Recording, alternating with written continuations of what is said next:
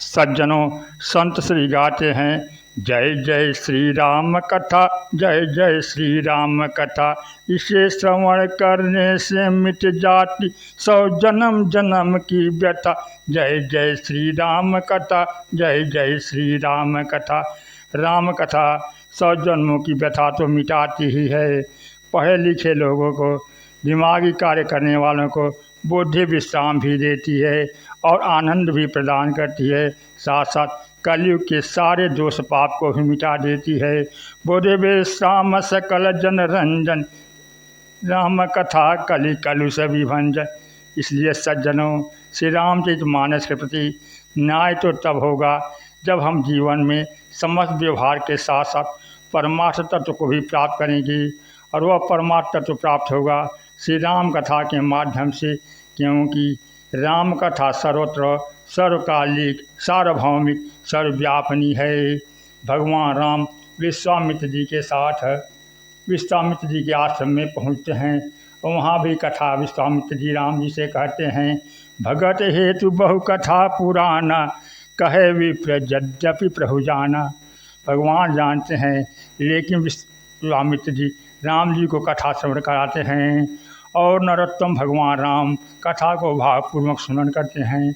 उसके पश्चात भगवान राम ससुराल जनकपुर जाते हैं। गोस्वामी जी कहते हैं कि वहाँ भी भगवान राम कथा सुनते हैं।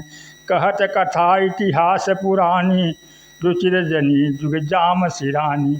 और आगे चलकर जब निषाद राज भगवान राम को पर्णशैया पर सोए हुए देखते हैं, उन्हें भ्रम हो जाता है, तो लक्ष्मण जी कथा कहने लगते हैं और कहते हैं कि कोई किसी को दुख देने वाला नहीं है, सब कर्म से ही दुख पाते हैं। और लक्ष्मण जी कथा कितनी देर तक कहते हैं। गोस्वामी जी कहते हैं कि कहत राम गुण भाभिनुसारा। श्री राम जी के गुण का वर्णन करते हुए सवेरा हो गया। सुनकर पढ़कर आश्चर्य होता है कि बड़े अद्भुत वक्ता थे लक्ष्मण जी, जिन्होंने रात भर कथा कही और थके नहीं। अविचित श्रोता थे निषाद राज, जो सोए नहीं। राम की सच्ची कथा वही है, जिसको कहते सुनते जीवन में सवेरा हो जाए, अंधेरा मिट जाए, अंतःकरण में जागृति आ जाए, तभी राम कथा की सार्थकता है। और कथा की सच्ची सार्थकता किष्किंधा कांड में सुनने को मिलती है। जब सुग्रीव राम लक्ष्मण को तीर धनुष के साथ आते हुए देखते हैं, डर जाते हैं कि कहीं बाली ने दुश्मन के रूप में इन दोनों महावीरों को तो नहीं भेजा है। इसलिए हनुमान जी से कहते हैं कि हनुमान जी जाइए, अब जाकर के पता लगाइए कि वे दोनों आ रहे हैं, कौन हैं। अगर बाली भेजा होगा तो संकेत कर दीजिएगा, मैं भाग जाऊंगा। हनुमान जी विप्र का रूप धारण करके जाते हैं और भगवान राम से पूछते हैं, आप कौन हैं। भगवान राम कहते हैं, कौशलेश दशरथ के जाए, हम पितु वचन मानी बने आए। हम कौशल्या के राजा दशरथ के पुत्र हैं, पिताजी की आज्ञा का पालन करते हुए वन में आए। यहाँ हरि निश्चर वैदेही, यहाँ पर निशाचरों ने हमारी पत्नी का हरण कर लिया, इसलिए हे ब्राह्मण देवता हम ढूंढ रहे हैं। फिर भगवान राम हनुमान जी से कहते हैं, आपन चरित्र कहाँ हम गाएं। हे विप्र देवता, हम अपना चरित्र कहाँ तक गाएं। कहूँ विप्र निज कथा बुझाई, आप अपनी कथा कहिए। हनुमान जी कहते हैं कि महाराज, मैं तो जीव हूँ, इस डाल से उस डाल पर कूदने वाला हूँ, मेरी तो व्यथा ही है, मैं की कथा नहीं है। एक मंदमय मोह बस, कुटिल हृदय अज्ञान, पुण्य प्रभु मोहि विसारेउ, दीन बंधु भगवान। और पाही माम करते हुए राम जी के चरणों में गिर जाते हैं।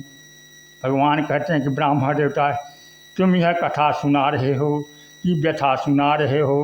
हनुमान जी कहते हैं कि महाराज, हमारे और आपके बीच में तो यही होना चाहिए कि जीव ईश्वर की कथा सुने और ईश्वर जीव की व्यथा सुन ले, क्योंकि ईश्वर जब जीव की व्यथा सुनेगा उसमें करुणा उत्पन्न होगी, और जीव जब ईश्वर की कथा सुनेगा उसके मन में प्रेम उत्पन्न होगा। और प्रेम तथा करुणा का मिलन अगर हमारे जीवन में हो जाए तब तो मानव जीवन धन्य हो जाएगा, सार्थक हो जाएगा। आगे चल कर के हनुमान जी जनकनंदिनी श्री सीता जी का दुख दूर करते हैं। जब जनकनंदिनी अशोक वाटिका में अशोक वृक्ष के नीचे बैठी रहती हैं, राम जी के भुवन में शोक संतप्त हैं। हनुमान जी उस समय अशोक वृक्ष के ऊपर तरुपल्लव में रहते हुए रामचंद्र गुण बर नहीं लागा, सुनत ही सीता कर दुख भागा। श्री राम जय जय राम। राम जी की कथा कहने लगे, राम नाम का संकीर्तन करने लगे। सीता जी का दुख दूर हो गया। सीता जी बोली कि कौन हो वश, नीचे आओ। तो सूक्ष्म रूप धरि सिंह दिखावा, सूक्ष्म रूप धर करके सीता जी के पास आए, क्योंकि अपने से बड़ों के पास छोटा बन करके ही जाना चाहिए। और माता द्वारा अजर अमर गुण निधि सुत हो, कहूँ बहुत रघुनायक छोहु। अजर अमर के साथ साथ रघुनायक जी कृपा करे, ऐसा वरदान पा गए और हनुमान जी कृतकृत्य हो गए। भगवान की कथा तो इतनी लोकप्रिय है कि श्री भरत जी महाराज और शत्रुघ्न जी तो भगवान राम को छोड़कर श्री हनुमान जी को लेकर वाटिका में चले जाते हैं और वहाँ बैठकर कथा सुनते हैं। भरत शत्रुघ्न दूनों भाई, सहित पवन सुत उपवन जाई। बूझई बैठी राम गुण गाहा, कह हनुमान सुमति अवगाहा। सुनत विमल गुण अति सुख पावहीं, बहुर बहुर कर विनय कहावहीं। और हनुमान जी तो कथा के ऐसे रसिक हैं कि जब प्रभु साकेत धाम जाने लगे तब सब लोग तो विमान में बैठ गए, पर हनुमान जी दूर खड़े रहे। प्रभु ने कहा, हनुमान तुम सदा पास रहते थे, आज दूर कैसे हो गए? हनुमान जी ने कहा, प्रभु मैं तो यहीं रहना चाहता हूँ। भगवान राम ने पूछा कि मुझे छोड़कर यहाँ रह कर क्या करोगे? हनुमान जी कहने लगे, महाराज जब तक आपकी कथा संसार में चलेगी तब तक मैं रहूँगा। महाराज आपके पास रहने की अपेक्षा आपकी कथा में अधिक आनंद आता है। भगवान श्री राम ने कहा, ऐसा क्यों? हनुमान जी कहते हैं, महाराज आपके पास रहते हैं तो आपका रूप सिर्फ अपनी आँखों से देखते हैं, पर जब कथा सुनते हैं तो कथावाचक की आँखों से आपका रूप दिखाई देता है। इसका तात्पर्य है कि प्रभु की कथा का वर्णन निरंतर भिन्न भिन्न दृष्टियों से कानों को श्रवण करने को मिलता रहे तो मानव का कल्याण हो जाता है। भगवान श्री राम की कथा अनंत है।